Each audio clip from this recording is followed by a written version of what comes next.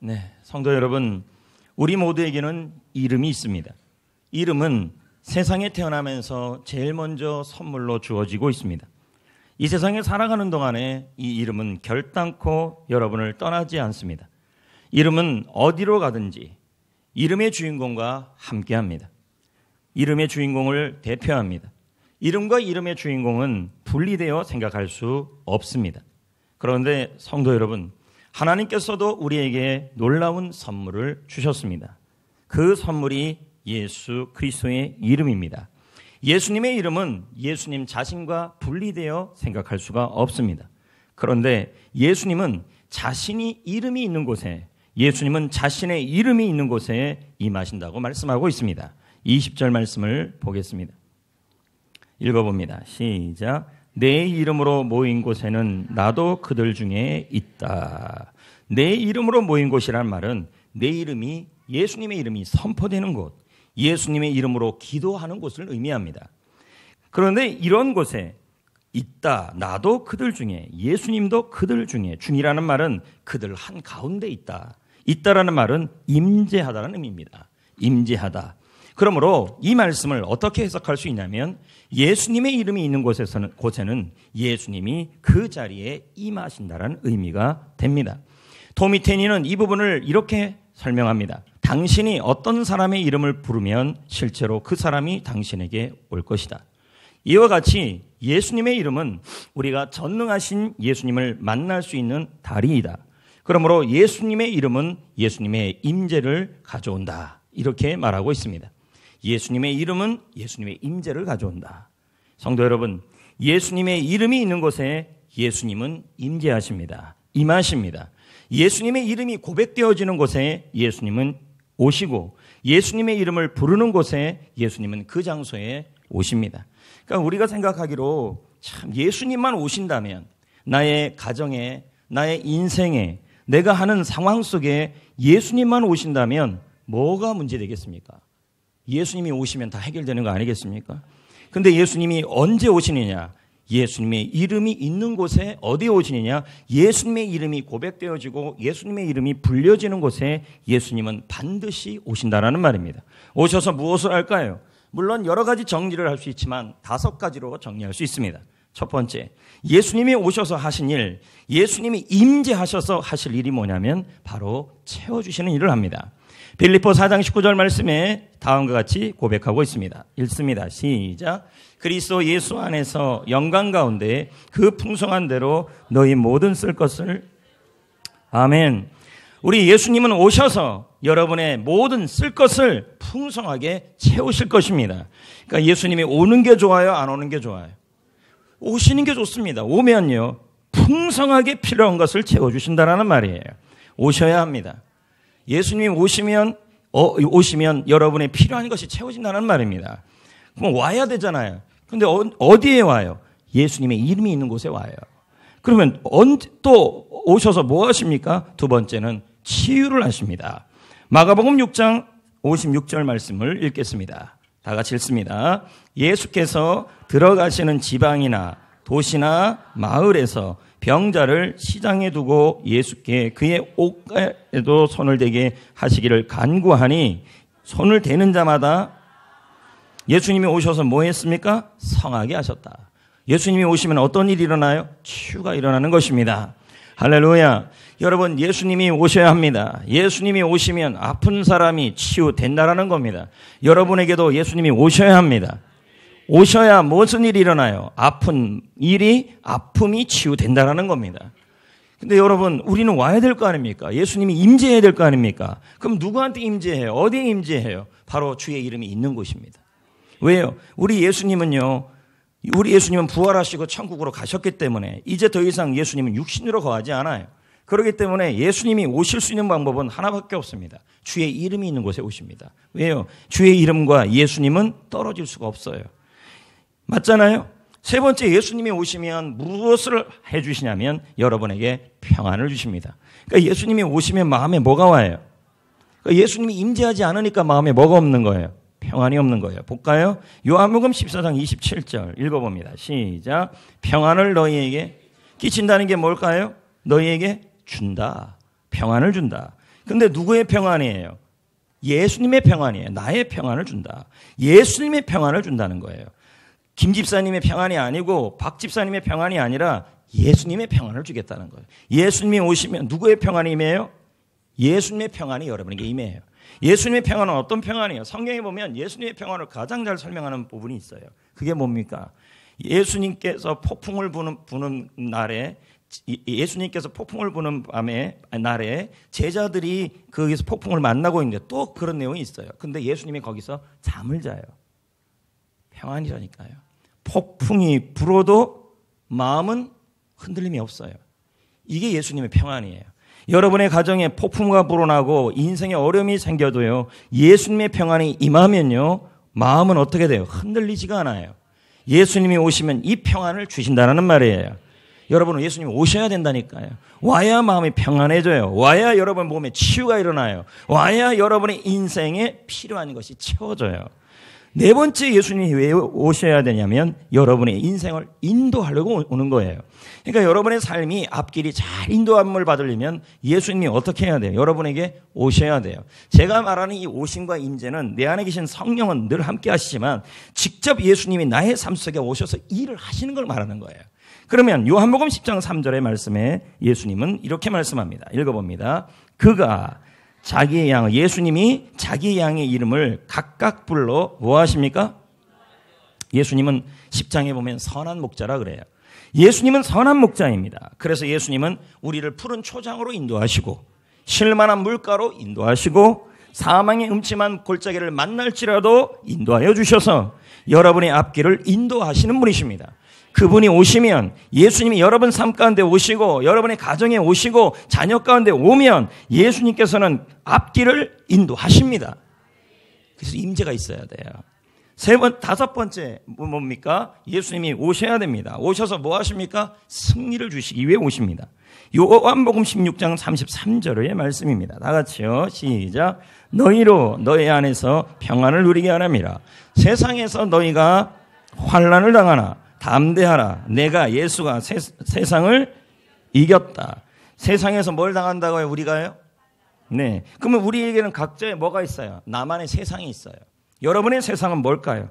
지금 여러분이 있는 가정도 여러분의 세상이고, 여러분이 속하고 있는 학교, 회사, 일터, 그것도 여러분의 세상이에요. 그리고 지금 여러분이 속해 있는 성전교회와 그리고 셀도 여러분이 지금 생활하는 곳이에요. 이 세상이란 말은 내가 생활하는 곳이죠. 근데 그곳에 뭐가 있다고요? 환난이 있다. 환난이 있다. 고난이 있다. 고통이 있다. 괴로움이 있다. 근데 예수님은 뭐라 그래요? 세상에 있는 환난을 이겼다. 괴로움을 이겼다. 고통을 이겼다. 그러면 예수님이 오셔야 돼요. 오셔서 뭐예요? 승리를 주실 거예요. 여러분, 어떻게 주님이 올 수 있어요? 주님의 이름을 사용하셔야 돼요. 그럼 어떻게 사용해요? 네 가지를 말할 겁니다. 첫째, 예수 그리스도의 이름을 믿으셔야 돼요. 뭘 믿어야 됩니까? 예수님의 이름이 있는 곳에 예수님이 오신다는 그 예수님의 말씀과 그 사실을 믿으셔야 돼요. 볼까요? 사도행전 3장 16절에 보니까요, 베드로가 성전 미문에 앉아있는 안진뱅이를 향하여 예수님의 이름을 선포해요. 근데 이 선포하기 전에 베드로가 한 일이 뭐냐면 그 예수의 이름을 믿어요. 자, 보세요. 그 이름을 믿었죠? 16절에 그 이름이 너희를 보고 아는 이 사람을 어떻게 했대요?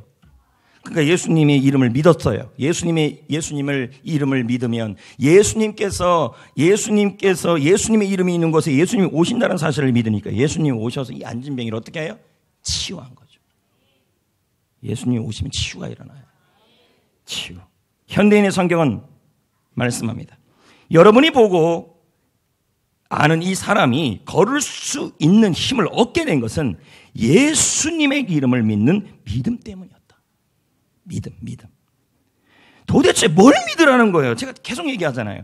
예수의 이름을 내가 부르면 예수의 이름이 있는 곳에 예수님이 오신다라는 그 말씀을 믿으라고요. 여러분이 주여! 주님의 이름이잖아요. 예수님! 부르잖아요. 그 예수의 이름을 내가 부를 때 예수님이 온다는 것을 믿으라는 거예요. 그럼 이제 어떻게 해야 될까요? 예수의 이름을 믿기만 하면 안 돼요. 어떻게 해야 돼요? 예수의 이름을 불러야 돼, 이제는요. 자, 사도행전 3장 6절 읽어보겠어요. 시작. 자, 누구의 이름을 부르고 있어요? 예수 그리스도의 이름으로 일어나 걸어라 말하고 선포하고. 맞아요? 믿고 선포한 거죠. 그랬더니 3장 7절 8절에 어떤 일이 일어나요? 발목에 힘이 없고 뛰어서서 걸었다. 누가요? 안진뱅이. 베드로가 일으킨 거예요? 아니죠. 베드로가 예수 그리스도 이름을 선포하니까 예수님께서 임하신 거죠. 영으로 임하신 거죠. 오셔서 뭐 한 거예요? 베드로의 일을 치유하신 거죠. 여러분 한번 봅시다. 여기 한번 보세요. 홀로 된 할머니가 밤이면 잠이 오지 않았어요. 가슴이 답답해요. 그래서 병원에 갔더니 의사 선생님이 처방을 내렸어요. 산에 올라가서 신선한 공기를 마시래요. 그런 다음에 야호를 외치래요. 그러면 조금 뻥 뚫릴 거래요. 그래서 할머니가 산에 올라갔어요. 올라가서 야호를 외치려고 그랬더니 쑥스러운 거예요.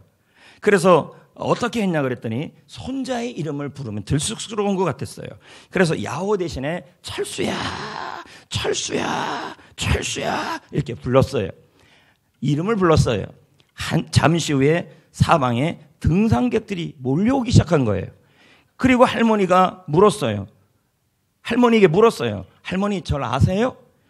그랬더니 알아봤더니 등산객 중에 철수라는 이름을 가진 사람들은 전부 임재한 거예요. 이름을 불렀더니 어떻게 돼요? 그 사람이 온 거예요. 지금 뭔 얘기를 하는지 잘 들어야 돼요.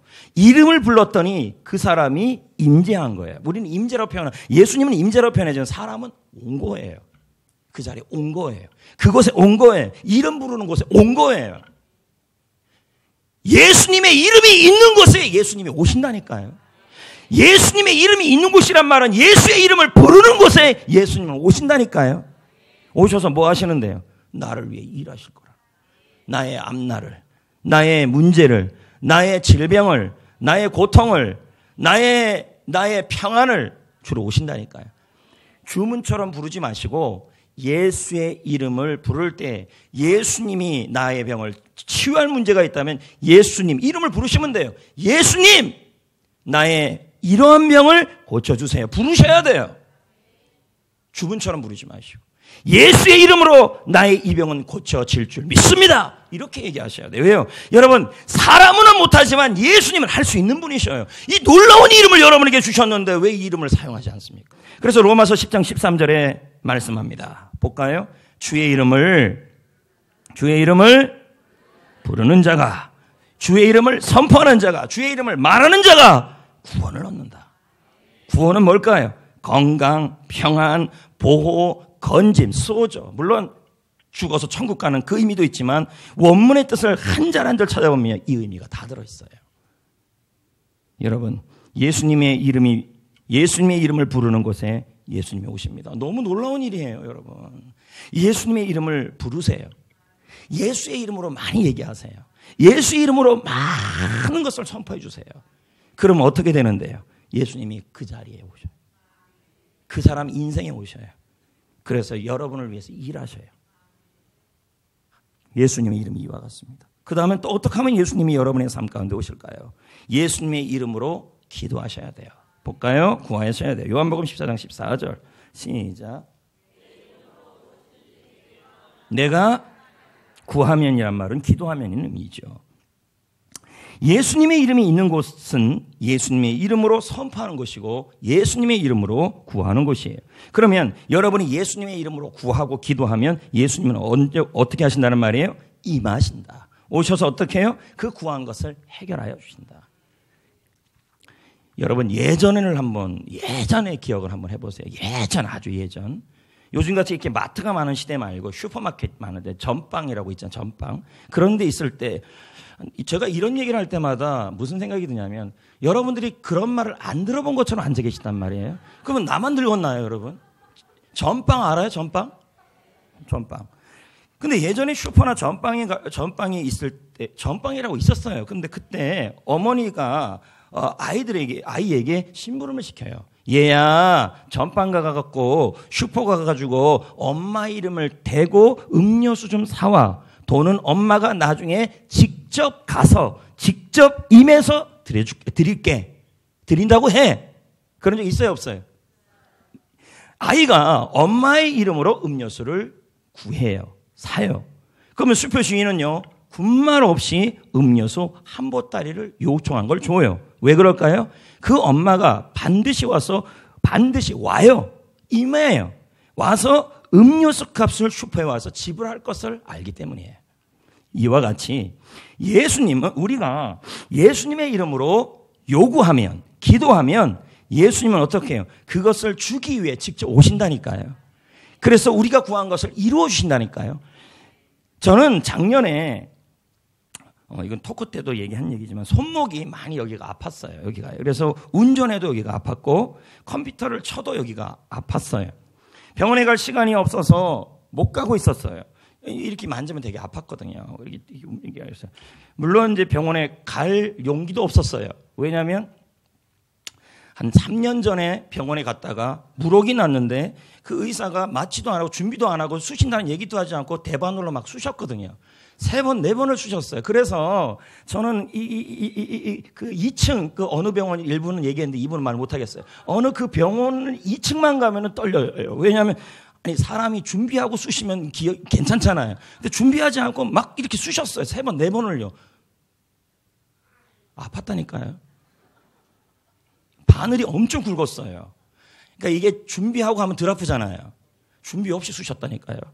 그래서 병원에 갈 용기도 안 나고 그러고 있었어요. 그리고 마음속에 이런 마음이 먹었어요. 시간 지나면 낫겠지. 아멘. 근데 안 나요. 안 나요. 계속 안 났어요. 그러다가 작년쯤인가 해피코스 토크를 하는데 이런 마음이 드는 거예요. 내가 왜 예수님의 이름을 사용하지 않지? 이 생각이 드는 거예요. 치유 토크 하기 전이었는데. 그래서 그때 제가 외치기 시작했어요. 기도하기 시작했어요. 예수님, 이 손목을 고쳐주세요. 예수님의 이름으로 손목을 치유하여 주세요. 예수님의 이름을 불렀어요. 그럼 보세요. 예수님의 이름을 부르면 예수님의 이름이 있는 곳에서는 예수님이 온다니까요. 와서 뭐 하시는데요? 치유하신다니까요. 그리고 이걸 만졌어요. 지금까지 통증이 없어요. 너무 아팠거든요, 이게요. 그 사람들은 터널 증후군이래요. 증후군. 그래서 이렇게 하면, 근데 지금 보세요. 아프긴 뭘 아파요. 아무렇지도 않아요. 그럼 뭐 병원 가지 말라는 얘기인가요? 그런 의미는 아니고 제 말은 그만큼 예수의 이름이 능력이 있다. 이 말이에요. 여러분, 예수님의 이름이 있는 곳에 예수님은 오십니다. 임재하십니다. 오셔서 뭐 하십니까? 여러분을 위해서 일하실 것입니다. 앞길을 인도하시고 여러분을 일으키실 것이고 평안을 줄 것입니다. 그러면 또 네 번째, 어떻게 하면 예수님이 오실까요? 예수님의 이름으로 한 목소리를 내야 돼요. 한 목소리를. 19절 20절입니다. 한번 자 봅시다. 너희 중에 시작. 너희 중에 몇 명이에요? 2사람이에요. 맞죠? 20절에는 2-3사람이라고 나와요. 맞아요, 안 맞아요? 그러면 2사람이 땅에서 뭐 하라 그래요? 합심이라고 나와요, 안 나와요? 합심이죠. 합심이란 말은 함께 소리를 내라는 말이에요. 그리고 무엇이든지 뭐 하래요? 구하래요. 이건 뭐예요? 부르다, 간청하라는 말이에요. 그러면 하늘에 계신 너희 아버지께서 너희를 위해 이루시는데 어떻게? 예수님을 보내주신다는 말이에요. 그러면서 20절에 뭐라 그래요? 예수님이요, 2-3사람이 내 이름으로 모인 거. 그럼 그 내 이름으로 모인다는 게 뭘까요? 문맥을 통해서 본다면 이 구하다는 말이 부르다, 간청하다, 기도하다는 말이에요. 이해돼요? 그러니까 2-3사람이 예수님의 이름으로 구하고 예수의 이름을 부르면 하나님께서 그 구한 것을 이루시기 주신대요. 어떻게 해요? 예수님을 그들 중에 보내서요. 아멘. 아멘. 여러분, 옛날에 암행어사라는 게 있어요. 지방든지를 은밀하게 시찰하죠. 그러다가 탐관오리나 문제 있는 사람을 발견하면 이 암행어사가 등장합니다. 그럴 때 어떻게 등장합니까? 춘향전을 생각해 보세요. 한 사람이 선창을 해요. 암행어사 출대야! 그러면 암행어사를 돕는 모든 사람들이 다 어떻게 그 짝대기 들고 나와가지고요. 같이 소리 질러요, 안 질러요? 한 목소리로 암행어사가 온다고 암행어사라는 그 이름을 불러요, 안 불러요? 불렀더니 어떻게 해요? 진짜 암행어사가 와요. 와서 어떻게 해요? 변학도를 끝내버리는 거잖아요. 기억나요? 지금 제가 하는 얘기를 잘 들으셔야 돼요. 이 얘기를 통해서 알 수 있는 게 우리가 두세 사람이, 여러분들 중에서 2명 이상의 사람들이 예수님의 이름을 부르고 예수님의 이름으로 기도하면 하나님께서 그 구한 것과 부른 내용, 그 제목을 이루어 주시는데 어떻게 해요? 그 이름이 있는 곳에, 부른 곳에, 말한 곳에 하나님의 아들 예수를 하늘에 계시지만 임재하여 주셔서 그를 이루신다는 말이에요. 암행어사 오듯이. 그러면 두 사람이 이상 모일 때 해야 될 게 뭘까요, 성도는요? 예수님의 이름으로 말하는 거예요. 예수 이름으로 기도하는 거예요. 그러니까 셀모임, 그 중에 대표적인 게 셀모임이잖아요. 그럼 셀모임 할 때 어떻게 하는 게 제일 좋아요? 아유, 주어가 김지사, 박지사가 되시면 큰일 나요. 아유, 목사님이, 주어가 예수님이어야 돼요. 이게, 그러면서 우리는 그럽니다. 아유, 셀모임 할 때 예수님이 임재하는데 두세 사람이니까 아무 셀이고 주님이 오시지 않아요. 예수님의 이름이 있어야 와요. 이해돼요? 예수님의 이름이 있어야 돼요. 그러면 예수님이란 단어가 주어가 돼야 돼요. 그래서 셀모임 할 때 뭐라 그래야 돼요? 예수님이 성도님을 도와주실 거예요. 예수님이 성도님에게 힘을 주고 있네요. 예수님이 게스트를 변화시킬 거예요.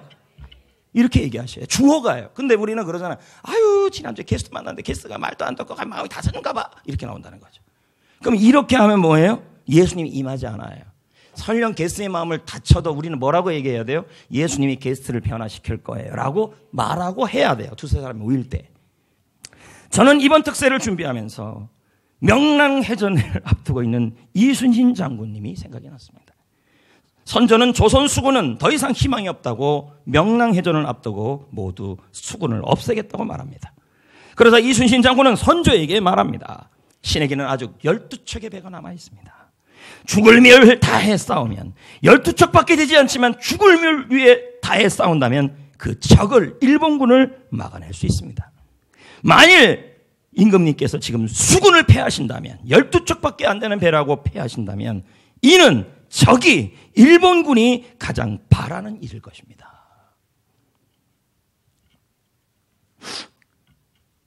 이순신 장군은 자신에게 있는 12척의 배의 힘을 믿고 끝까지 싸우겠다는 거죠. 한 목소리로. 성도 여러분, 현재 한국교회는 어떻습니까? 사단의 세력은 그 어느 때보다 극악하게 나라 전체를 삼키고 있습니다. 동성애법, 차별방지법, 이런 이름으로 교회가 설 자리가 없어지고 있습니다. 아침에도 제가 동성애 관련된 잡지를 보는데요. 저는 이번 만화인 특세를 앞들고 간절히 하나님께 기도하고 있습니다. 하나님, 저에게는 아직 성전교회라는 배가 남아 있습니다. 죽을 힘을 다해 싸운다면 사탄을 막아낼 수 있습니다. 만약 지금 성전교회가 가만히 있는다면 사탄은, 적은 가장 바라는 일을 하고 있을 것입니다. 성도 여러분, 가정과 교회, 인생에 예수님이 오셔야 합니다. 예수님이 일하셔야 합니다. 그러기 위해서 우리는 예수 그리스도의 이름을 불러야 합니다. 여러분, 지금은 그 어느 때보다 더 기도가 필요할 때입니다. 가정, 일터, 직장, 우리는 말합니다. 작년보다 경제가 더 어렵다고 그런 말만 해서는 안 됩니다. 예수 그리스도의 이름을 부르고 다시 한번 총진군을 하셔야 합니다. 영적 싸움입니다, 이건요. 여러분, 하나님은 우리에게 놀라운 선물을 주셨습니다. 예수님의 이름이에요. 이 이름은 어떤 정도냐? 빌립보 2장 9절 10절에 말합니다. 하나님이 그를 지극히 높여서, 예수님을 모든 이름 위에, 세상에 있는 모든 이름들이 너무너무 많아요. 근데 그 이름 위에 보다 더 뛰어나게 하셨다. 마귀도 이름이고 귀신도 이름이고, 맞죠? 고난도 이름이고 환난도 이름이고 질병도 이름이고 수많은 아픔도 이름이에요. 그 이름보다 뛰어난 이름이래요. 그래서 10절에 하늘에 있는 자들이나 땅에 있는 자들이, 땅 아래 있는 자들이 모두 그 예수 이름 앞에 무릎을 꿇는다. 예수님의 이름 앞에 다 무릎 꿇을 수밖에 없다는 거죠. 이걸 여러분에게 줬대요. 선물로. 이걸 뭐라 그래요? 복음이죠. 은혜죠. 우리가 할 일은 뭐밖에 없어요? 그 이름을 찬양하는